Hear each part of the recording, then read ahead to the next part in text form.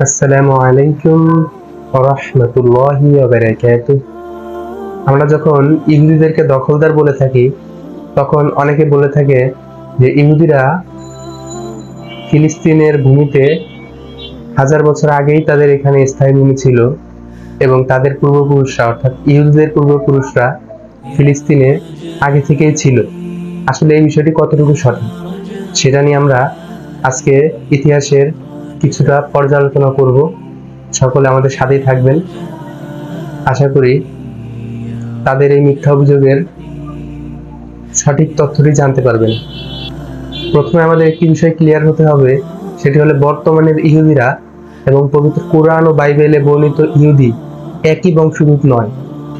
আমরা জানি যে হযরত ইব্রাহিম আলাইহিস সালামের দুই ছেলে, প্রথমজন হলেন হযরত ইসমাইল আলাইহিস সালাম এবং দ্বিতীয়জন হলেন হযরত ইসহাক আলাইহিস সালাম। দুইজনেই আল্লাহ সুবহানাহু ওয়া তাআলা প্রেরিত নবী ছিলেন। তবে মজার ব্যাপার হলো পিতা এবং পুত্রদ্বয় একই পরিবারের তিনজন আল্লাহর প্রেরিত নবী। কথার শেষ এখানেই নয়, হযরত ইসহাক আলাইহিস সালামের ছেলে হযরত ইয়াকুব আলাইহিস সালাম আল্লাহর একজন নবী ছিলেন। এবং আরেকটি মজার ব্যাপার হলো যে হযরত ইয়াকুবের ছেলে হযরত ইউসুফ আলাইহিস সালামও আল্লাহর একজন নবী ছিলেন। সুতরাং মাত্র 3 জেনারেশনের ভিতরে 5 জন নবী চলে আসলেন। এবং আমরা আবার মূল আলোচনায় ফিরে আসি। সেখানে হযরত ইয়াকুব আলাইহিস সালামের 12 জন পুত্র ছিল এবং ইয়াকুব আলাইহিস সালামের অন্য আরেকটি নাম ছিল, সেটা হলো ইসরাইল। এই 12 জন পুত্র থেকে 12টি গোত্রের সূচনা হয় এবং সেই গোত্রগুলোকে আল্লাহ সুবহানাহু ওয়া তাআলা অশেষ কুদরতে হযরত মুসা আলাইহিস সালামের মিশর থেকে লোহিত সাগর পার হয়ে সিনাই উপত্যকায় নিয়ে আসেন এবং পরে তারা ফিলিস্তিনে প্রতিষ্ঠিত হয়। সুতরাং বুঝতেই পারছেন যে বনি ইসরাইল হযরত ইব্রাহিম আলাইহিস সালামের বংশধর। 740 খ্রিস্টাব্দের আগে ইহুদিদের বড় একটা অংশ ছিল এই বংশধরের ভিতরে, কিন্তু বর্তমানে বেশিরভাগ ইহুদি অ্যাপ্রক্সিমেটলি 90% ইব্রাহিম আলাইহিস সালামের বংশধর না। তাদের সাথে মধ্যপ্রাচ্যের কোনো সম্পর্কই নেই। তাদের পূর্বপুরুষদের কেউ কোনো কালে মধ্যপ্রাচ্যে ছিলই না। তাদের সাথে মধ্যপ্রাচ্যের কারোরই রক্তের সম্পর্ক নেই। কারণ বর্তমান পৃথিবীতে ইহুদি রয়েছে 3 ধরনের। প্রথমত আশকেনাজি ইহুদি অর্থাৎ জিউস ইহুদি। এই ইহুদিগুলো বর্তমানে ইহুদিদের মধ্যে প্রায় 93% হলো এদের সংখ্যা। এদের পূর্বপুরুষরা খাজারিয়া অঞ্চলে বসবাস করত। এরা ককেশাস অঞ্চলের লোক, মধ্যপ্রাচ্যের লোক নয়। এবং দ্বিতীয়ত যাদের কথা আসবে সেটা হলো সেফারডিক ইহুদি বা সেফারডিক জিউস। এই সেফারডিক জিউসরা স্পেনের ইহুদি। এরা কিন্তু মূলত স্পেনে বসবাস করত, যারা খ্রিস্টাব্দ 73 সালে রোমান সৈন্য কর্তৃক টেম্পল অফ সলোমন ভেঙে দেওয়ার ফলে স্পেন এবং গ্রিস থেকে অভিবাসী হয়ে আসে। এবং তৃতীয় যে গ্রুপটি রয়েছে সেটি হলো মিজরাহিম ইহুদি বা মিজরাই জিউস। একইভাবে তারাও আফ্রিকা এবং মধ্যপ্রাচ্যের ইহুদি, যারা 73 খ্রিস্টাব্দে রোমান সৈন্য কর্তৃক টেম্পল অফ সলোমন ভেঙে দেওয়ার ফলে আরব, ইরাক, ইরান, উত্তর আফ্রিকার অধিবাসী হয়, যাদের পূর্বের ইহুদিদের সাথে সত্যিকার অর্থে রক্তের সম্পর্ক রয়েছে। 700 খ্রিস্টাব্দের পরে সারা পৃথিবী জুড়ে 3টি সাম্রাজ্য বা সুপার পাওয়ার ছিল। প্রথমত রোমান এম্পায়ার, যেটা ছিল খ্রিস্টানদের এবং এখানে অধিবাসীরা অধিকাংশই ছিল খ্রিস্টান। এবং দ্বিতীয়ত মুসলিম খিলাফত, এবং এখানে অধিকাংশই মুসলিম থাকবে, এটাই স্বাভাবিক। এবং তৃতীয়ত ছিল খাজার সাম্রাজ্য বা প্যাগান বা প্রকৃতি পূজকদের সাম্রাজ্য।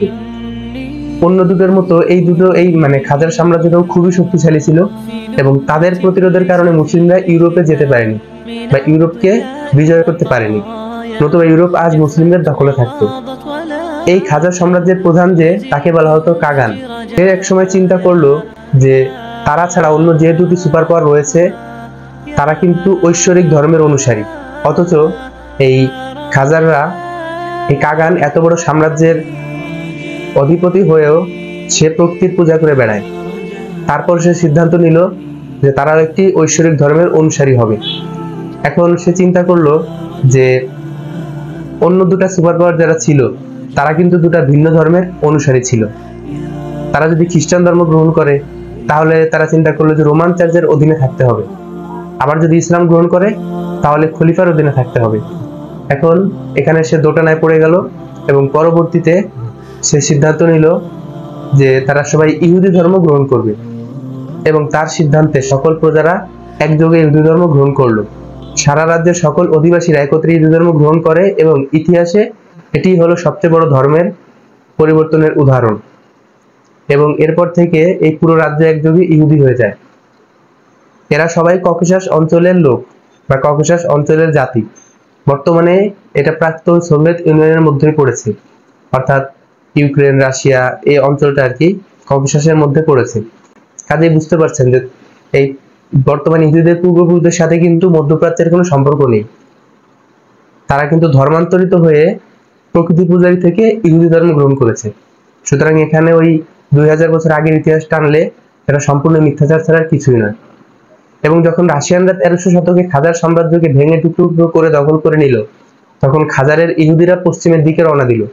তাদের বেশিরভাগই গেল রাশিয়া এবং পোল্যান্ডে। তারপর তারা ধীরে ধীরে জার্মানিতে ছড়িয়ে পড়লো, এবং জার্মানিতে যখন তারা গেল তখন তাদেরকে বলা হতো আশকেনাজি, অর্থাৎ ইউরোপের ইহুদি। আশকেনাজি হলো একটা জার্মান শব্দ, এবং এই ইহুদিরাই পরবর্তীতে সমগ্র ইউরোপ এবং আরো পরে গিয়ে যুক্তরাষ্ট্রে ছড়িয়ে পড়লো। আর্থার কোস্টলার, যিনি নিজেই একজন আশকেনাজি ইহুদি, তিনি এই সংক্রান্ত গবেষণা করেন এবং তারপরে একটা বই লেখেন। বইটির নাম হলো দ্য 13 ট্রাইব।